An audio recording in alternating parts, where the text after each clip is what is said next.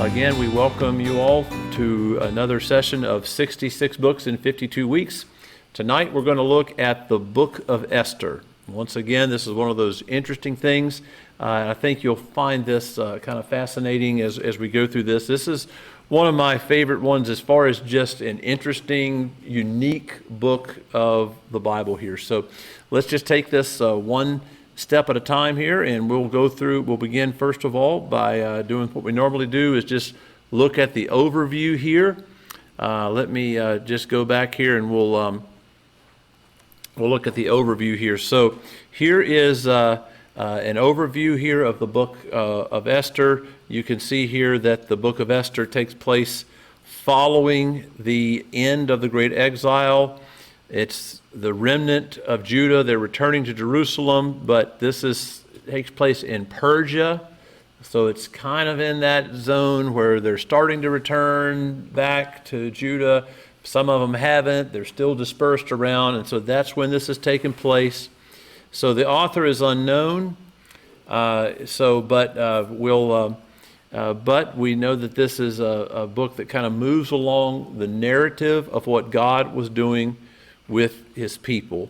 So here is also, now you can see the structure of the book here. Now I have it outlined in a different way. This is just from those outlines that you can download, or we have here printed out you can get. And so the structure there, you have Esther becomes the queen, and then you have the plot to kill all the Jews. Esther agrees to help her people. There's the banquet, and there's a twist. There's plot twists. There's all kinds of intrigue that goes on in this. This really could be a good movie. And then it's a pretty brutal part there where Haman is impaled. This is a horrible thing here, but he was the bad guy in this. If you're looking at this in terms of a movie, even though these are real life events here. And then the damage is reversed.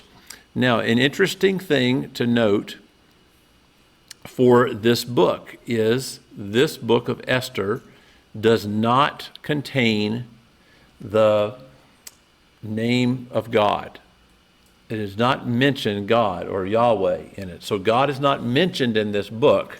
However, his providential hand is seen in the book. So that's just a little bit of a tidbit there. So what's the key verse? This is probably one that you might have heard before. It might sound a little familiar. The key verse is Esther 4:4. For if you remain silent at this time, relief and deliverance for the Jews will arise from another place. But you and your father's family will perish. And who knows but that you have come to your royal position for such a time as this. That's the idea of God's providence, God's hand working. You were born at this time and at this place, and it wasn't by accident. So even though God is not named in this book, he is implied, and his work is implied in this. So let's keep moving here. We'll move on to the outline of the book of Esther. Now, the book of Esther reads like a good movie filled with intrigue and danger, a major plot twist. I'm going to call it a movie, even though this is real life events. This movie, like all of the Old Testament, is written for a purpose. Now, I don't have this in your outline or on the screen here, but there's a great verse, 1 Corinthians chapter 10 and verse 11. Why is it that in the New Testament, even we live in the age of Christ, we live in the age of the New Testament, why do we want to go back and read and study these books of the Old Testament? Well, 1 Corinthians chapter 10 and verse 11, the Apostle Paul says this: these things happened to them as examples and were written down as warnings for us, on whom the fulfillment of the ages has come. In other words, we can look at the examples of how people lived the right way or how people didn't live the right way, and we can learn from the Old Testament and apply that to the New Testament age, to the age of Christ. So tonight I want to invite you to watch the movie with me. So let's watch this movie together. We're going to learn from the examples, and we're going to heed the warnings, And we're going to just see what God has to say. So, first of all, in the background here. Now, a good movie is usually going to begin by setting the scene and introducing you to the main characters. The camera in a movie like this is going to begin with a wide shot of a certain town, or show something to illustrate the time and place of the drama that's going on. And so if you're just thinking about that. And so the events of Esther takes place at the end of Israel's exile in Babylon. And we've talked about that, so we understand that context. And again, the Old Testament is this record of God raising up a people, the Jewish people or the Israelites, and they were to be his own special people. They were given a land to live in, special laws to abide by. God had promised his protection over them as long as they remained faithful to him. But tragically, as we have learned over the centuries, they turned away from God. They turned to worshiping idols. And after many, many warnings, God finally allowed the nation of Israel to be defeated militarily, and then allowed the people to be taken away into captivity. And so the Babylonians were the ones that did this. And under King Nebuchadnezzar, they conquered Jerusalem and took the Israelites away. And they stayed as captives for 70 years. And again, as we've said in some previous weeks, during that time, another group came in and conquered the Babylonians. And that was the Medes and the Persians. And they defeated the Babylonians. So when Cyrus became ruler of the Persian Empire, he did allow that the Jews could begin going back to their homeland. Several did. We talked about Ezra, Nehemiah. Many did not. They really should have. According to Ezra and Nehemiah, less than 60,000 returned in those waves of people returning back to Judah, to Jerusalem. So several million stayed behind. So there were many, many people that did not go back at this time.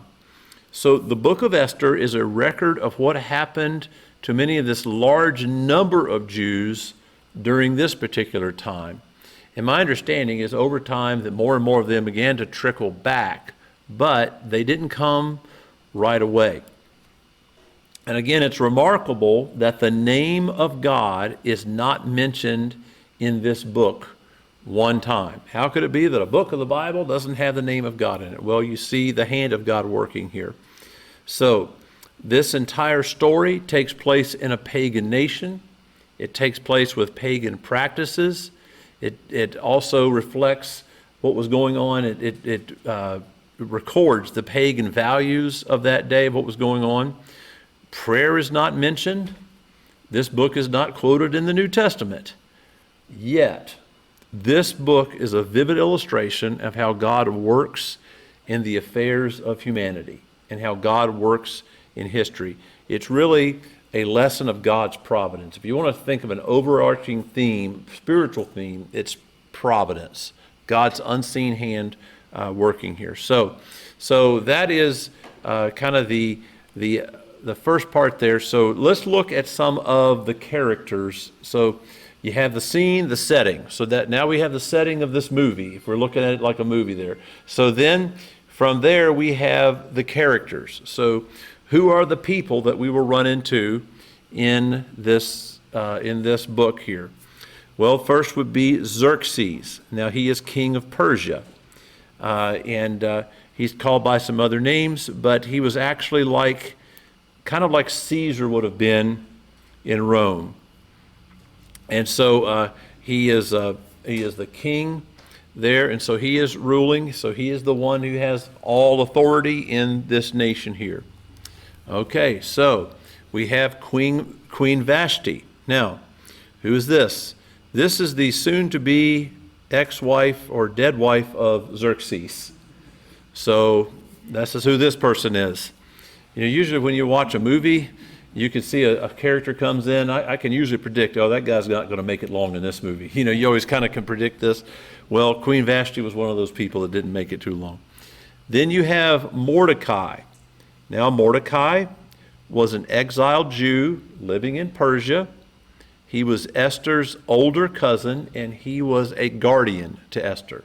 So he was a relative to Esther and watched over her. Then you have Esther. Esther is Mordecai's beautiful relative, soon to be wife of Xerxes. And that name Esther, I think it's a compliment to be called Esther because it's associated with beauty, as we can see a little bit later on here. Then we have the bad guy, Haman. Haman, anti-Semitic, arrogant. He was the prime minister of the king, and he was plotting the destruction of the Jews. He was plotting genocide. And as you can see, his plans were thwarted through this here. So let's just go through here, and we're going to go through this drama and how it plays out, and we'll see what God has to say to us here. So this is quite a story, and I'm going to do my best to just tell this so we can draw the lessons out of it here. So if we're going to look in the drama here, here's some of the chapters here. It begins, Esther chapter 1 was the great banquet. Okay, so chapter 1 opens with Xerxes holding a large banquet.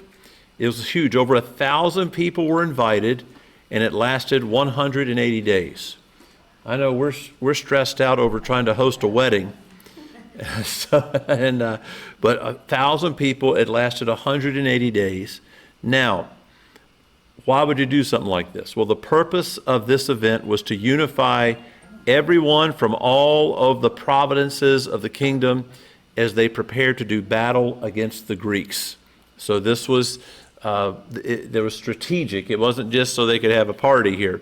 And so the banquet was to illustrate the splendor of the king and show that, yes, if you can host 1,000 people for 180 days, then you have the financial means to pull off a major military campaign. So this is a practical thing of doing this great banquet here. So on the 7th day of the banquet, Xerxes thought it would make him look good to have his queen, Queen Vashti, soon to be dead, come out and present herself before all the guests. He wanted to show her off in all her beauty. She refused to do as the king wanted. I guess she didn't want to be displayed in front of a bunch of drunk dignitaries, and I can't blame her for that. But this made the king extremely angry, and after conferring with some of his officials, he passed a royal decree. Now, it's understandable here. There's a phrase, maybe you've heard this phrase, the law of the Medes and the Persians. Some people use that, if you say, well, it's the law of the Medes and the Persians, that means it's a law that can't be reversed. Or somebody say, well, this isn't the law of the Medes and the Persians. It means, okay, we can change this. But if the law of the Medes and the Persians, a royal decree could not be reversed. And so that Vashti no longer be permitted in the presence of the king and that her position be taken away. Now, it's implied here that she probably was killed in this. So to do something like that, you would have likely lost your life from that. So that brings us to the next chapter in this drama that's unfolding here. Esther chapter 2. They hosted a reality TV show called Who Wants to Marry an Emperor? All right, so we'll look here as chapter 2 opens. The banquet is over. The king's anger has subsided, and now he has no queen. Poor King Xerxes. His personal attendants then come up with an idea. And so we'll look here in Esther chapter 2, if you want to follow along, beginning in verse 2. I'll just read this out here. It says, "Let a search be made for beautiful young virgins for the king. Let the king appoint commissioners in every province of his realm to bring all these beautiful girls into the harem at the citadel of Susa. Let them be placed under the care of Haggai, the king's eunuch, who is in charge of the women. And let beauty treatments be given to them. Then let the girl who pleases the king be queen instead of Vashti." This advice appealed to the king, and he followed it. So you can see this is it was kind of like a reality show. So they're going to have this beauty contest here. Who wants to marry an emperor? And so Mordecai, one of the Jewish exiles that we met earlier, he heard about this contest. He had a young cousin that he had raised because her parents were gone. Her name was Esther, and the Bible describes her as lovely in form and features. Esther was taken into this contest, and again, Mordecai instructed her, do not reveal your nationality while you're doing this. And so, listen to this. This is quite fascinating here. Before any of these girls were presented before the king, they had to complete 12 months of beauty treatments. Can you imagine that? 6 months with oil of myrrh and 6 with perfume and cosmetics. My goodness, can you imagine that? That type of a spa. I think that would get boring after a while. Even if, a day spa, I can understand somebody wanting to enjoy that, but a whole year. And so the contest begins. Each week, people tuned in on their devices and onto the TV, to Persian TV, to see who would be eliminated from the contest. And so the host would come on, who wants to marry an emperor? It wasn't quite like that. But each girl was brought individually before the king, and he made this decision here. So in Esther chapter 2, verse 17 and 18, the Bible records, now the king was attracted to Esther more than to any of the other women, and she won his favor and approval more than any of the other virgins. So he set a royal crown on her head and made her queen instead of Vashti, and the king gave a great banquet, Esther's banquet, for all his nobles and officials. He proclaimed a holiday throughout the provinces and distributed gifts with royal liberality. So Esther is now in the place of queen because of this great contest. Now that brings us to the next chapter here. The next chapter is watch your back. Now this brings us down to verse 19 of Esther chapter 2. Esther's cousin Mordecai was aware of everything that had happened, but again, Esther kept her family background, her Jewish heritage, a secret. But one day, not long after this, Mordecai was sitting at the king's gate. That's Mordecai again, is Esther's cousin. And he must have worked for the government in some capacity, Mordecai did. But he overheard 2 men conspiring to kill King Xerxes. So Mordecai went to his cousin Esther, who in turn told the king and gave credit to Mordecai for saving the king's life. The would-be assassins were hanged, and the entire event was entered into the king's official record. So Mordecai warned the king, watch your back. He took care of the plot, and so this will come back later on in the plot of these events that are unfolding here. So now we meet the bad guy. Esther chapter 3, a little man in a big kingdom. So after these events, King Xerxes promoted a man by the name of Haman to a high position in his kingdom. Basically, he would have been prime minister. And all the king's royal officials at the city gate, they knelt down and paid honor to Haman. Now, Haman was one of those guys that really liked that kind of stuff. He would insist that you do that type of thing.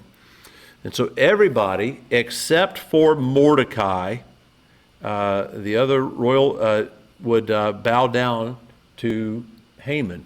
So Mordecai refused to do it. The other royal officials asked Mordecai why he was conducting himself in this way.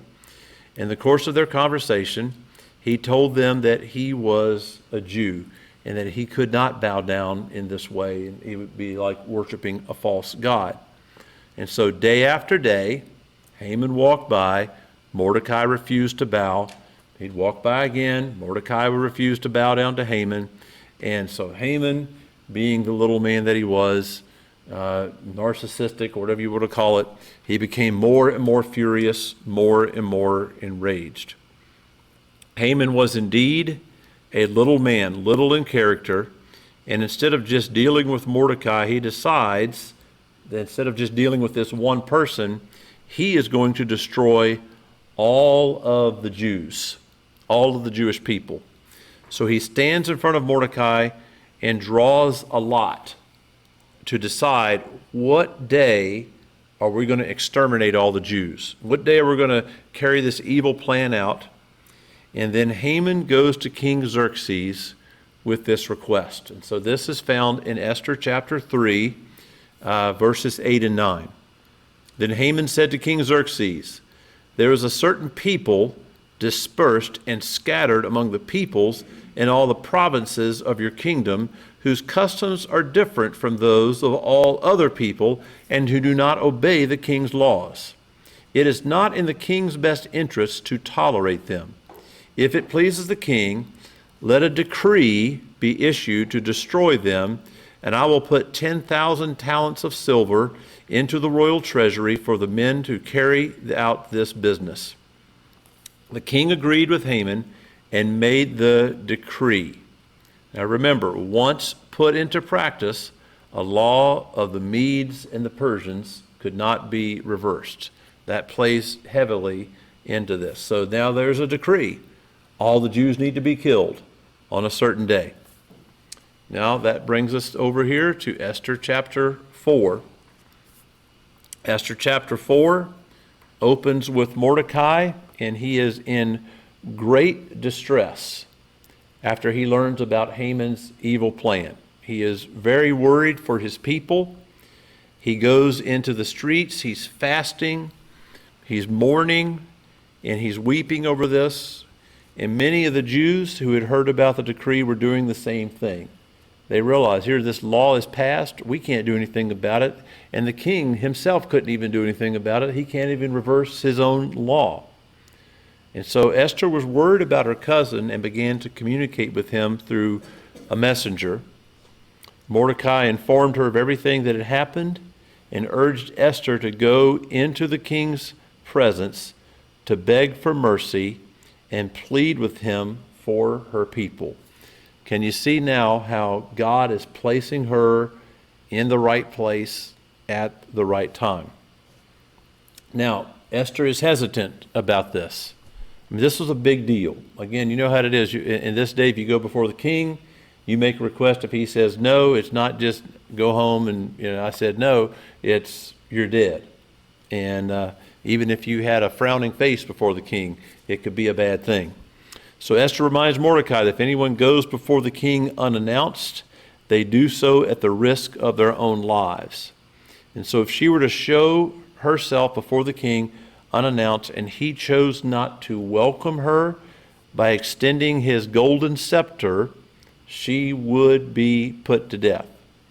And so Mordecai reminded her that if this decree went through to destroy all of the Jews, that not even she as queen would be exempt if her nationality were ever revealed. It's still not known widely that she is from Jewish heritage. And then Mordecai makes this statement to Esther that is the central theme of this book here, Esther 4:14. For if you remain silent at this time, relief and deliverance for the Jews will arise from another place, but you and your father's family will perish. And who knows but that you have come to a royal position for such a time as this? Who knows that you've come to this place? I like that idea of the whole thing of God works upstream. He has a way of putting things into place so that you're at the right time, in the right place, in the right environment. So there we have, this is your time. That's Mordecai giving Esther some encouragement. Hey, stand up. This is your time to shine here, Esther. So that brings us to the next chapter. The next chapter is this: can we talk? Now, for those of you that are husbands here, you know if a wife says that, that's usually not a good thing. We need to talk, if you hear that. But in this case, this was a good thing here. So it usually means you're in trouble if you hear we need to talk. But a few days later, Esther put on her royal robes. She got herself all made up. to show respect. And she stands in front of the king's hall, and the king was pleased to see Queen Esther, and thankfully he holds out the golden scepter. He says, "What can I do for you?" "Up to half the kingdom." Sometimes, I don't know why it is, these emperors, these leaders like this would say, "I'm going to give you half of my kingdom." That's not the only time in the Bible we see that. "What can I do for you?" "Up to half of the kingdom." Then Esther requested that she be allowed to prepare a banquet for the king and for Haman. So at the banquet, she would make her request known then. And so the banquet was put together. Xerxes and Haman were both there. Okay, so now what is your request, Queen Esther? She looked at the king and said this, "My request is, I'd like to host another banquet for you and Haman tomorrow and then make my request." So this is just how it unfolds here. Now, from Esther's perspective here, why would she do this? I think she is trying to muster up the courage to say what needed to be said, and just at that moment, couldn't quite spit it out, and so, well, let's just do another banquet here. But as you see, God was using all of these events here in his providence to accomplish his ultimate purpose here.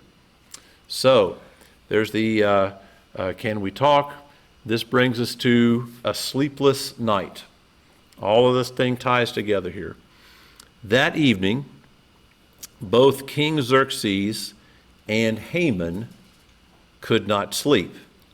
Haman, the bad guy, remember, he was in really good spirits.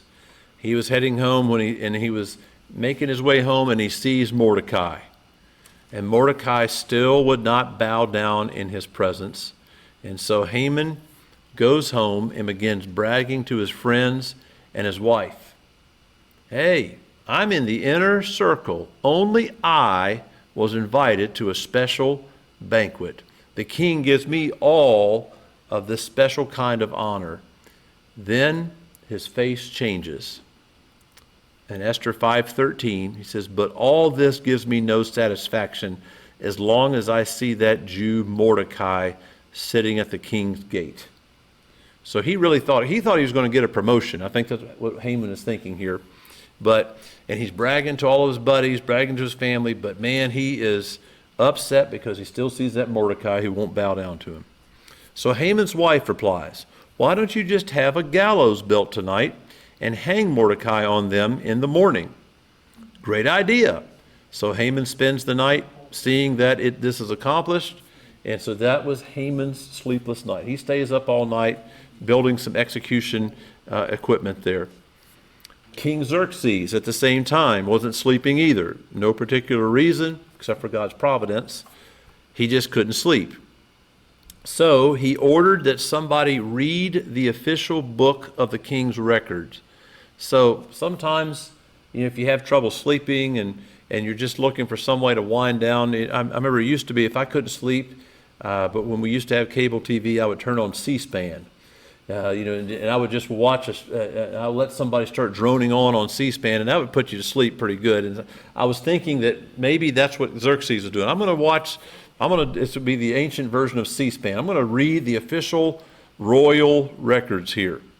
And wouldn't you know it, the first thing read from the official record was the account of Mordecai thwarting that assassination attempt. Didn't put him to sleep. That was even more interesting, right? And so the king said, "Well, wait a minute here. What honor or recognition has Mordecai received for saving my life back then?" Well, nothing has been done. At that moment, it was made known that Haman had just entered into the king's court. You can kind of see how this thing's going here. How humiliating. All right. The king asked for Haman, and before he could make his request to, Haman asked to see, Haman wanted to make a request to the king, and before he could make his request to kill Mordecai, the king said to Haman, "Hey, what should be done for someone that the king delights to honor?" Haman thinks he's going to be honored by the king.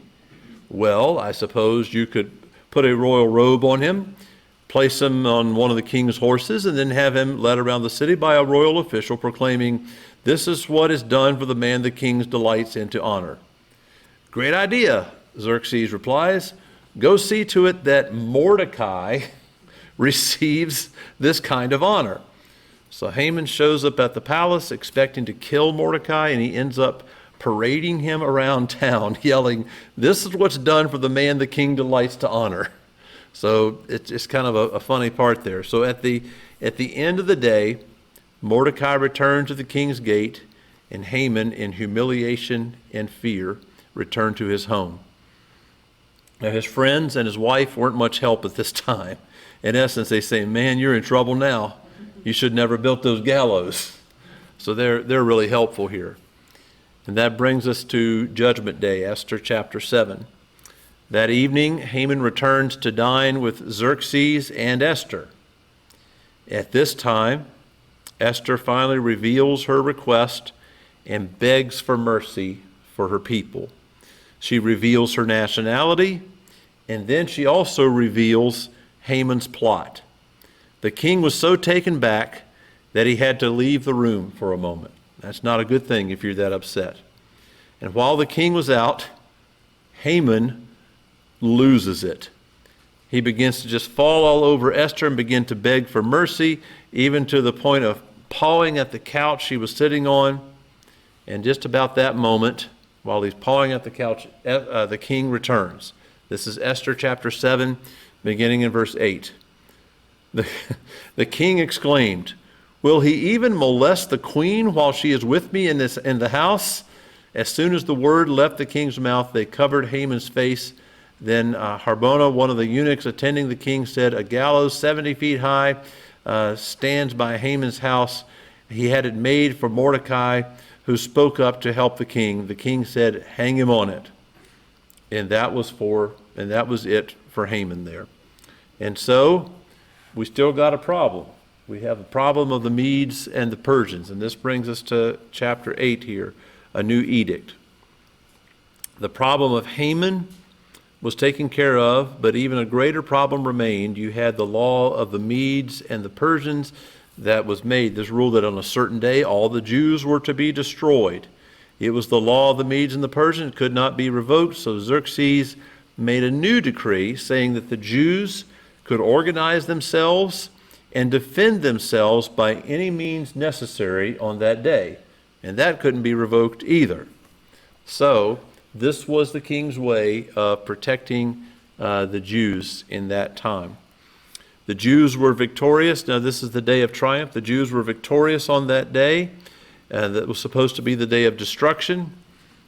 The Bible says in Esther 9:5 that the Jews struck down all their enemies with the sword, killing and destroying them, and they did what they pleased to those who hated them. So, how does this play out in the history of the Old Testament here? The Jews remember these events even to this day. In one of their holidays, one of their festivals, it's the Feast of Purim, when they celebrate that feast. Now, what does the word Purim mean? The word Purim means lot, and it refers to Haman's casting lots to determine when the Jews would be destroyed. So, so that's just quite an account there. So, we have the gallows there, and it's a little bit of a debate over whether it would have been a hanging or the impaling. I think it would have been more of an impaling in that day. So, just think about the language there, just interchangeable there. So, quite a story, isn't it?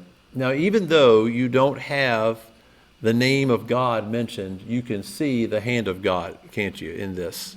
You can see why this was included in here and why this is still celebrated today. So let's take a look now at the lessons that we can learn from this. Lesson number 1, the hand of God is in the glove of human events. So, whether an evil king is brought to power or a righteous king is brought to power in a nation, the hand of God is always at work. I know we get pretty worked up over elections here, and I want the right thing from our own nation and all of that. But I really believe that no matter who is living on Pennsylvania Avenue, the hand of God is in the glove of human events. He is working his plan in some way. And so you kind of look at the hand of God is in the glove of human events. And as Coach Dave Clont a lot of times says, you live life forward and you understand it backwards. Sometimes sometimes the things that you deal with you don't understand until you look at it in the rearview mirror. And that ties in with this next one. God works in our lives even when we don't realize it. And you can see why was it that Esther decided to do 2 banquets in a row?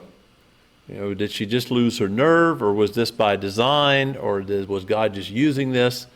God works in our lives even when we don't realize it. If she hadn't had that second banquet, then Haman and Xerxes wouldn't have had that sleepless night. Maybe she fed them a bunch of caffeine or something, so they both stayed up all night and had all this worked out. But we know that God's working through this. God works in our lives even when we don't realize it. God's plan will be accomplished even if we don't participate. Now, this is in that statement that Mordecai makes to Esther. Deliverance will come from somewhere else. If you don't stand up and do this, maybe deliverance will come from somewhere else. But who knows that you were born for such a time as this? One of the best illustrations I've heard regarding the providence of God or working in the movement of God is the illustration of surfing. I grew up as a child. Our family, we would go to the beach just about every year. We'd go down to Myrtle Beach, and I never surfed with a surfboard, but I got pretty good at swimming out in the ocean. I used to like to just body surf or ride the waves in, and it's always a challenge when you're trying to ride a wave in. If you catch it just right, it'll just carry you from way out in the ocean all the way up to the shore, and you don't even have to hardly do anything. But here's the thing, you have to be in the right place at the right time, and you have to be swimming with the current, and that wave will pick you up. Now, whether I swim or don't swim, that wave's going to go by and hit the shore. And that's a lot like God's providence. His will is going to be accomplished. It is a wave that's coming along. And we have to decide, are we going to swim against the current? Are we going to join along in what God's doing? Are we just going to let God's will pass us by and we just won't be a part of it here? Esther decided that she was going to ride the wave. And oh, what a ride it was here with all the twists and turns. So that brings us to the end of the book of Esther, and I hope that made some sense here this evening.